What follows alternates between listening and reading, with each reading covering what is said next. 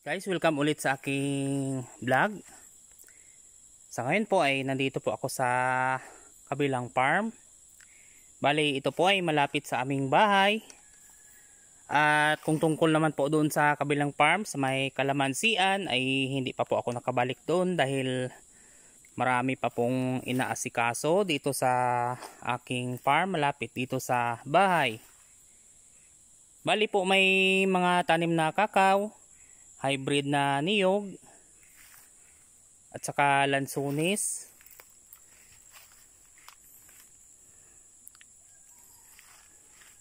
At bali nagpahabol na po ako ng mga pagtanim ng lansunis para dagdag sa aking mga pananim.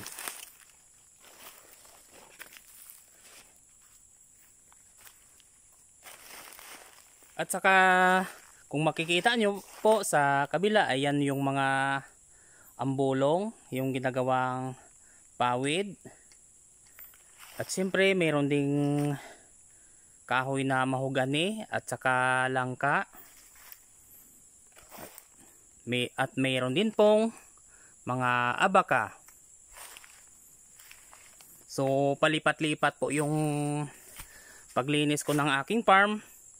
Kasi pag medyo pagod ako ay dito lang ako pumupunta sa malapit. At kung minsan naman ay nandun sa malayo. So hanggang dito lang muna. At salamat sa inyong panonood.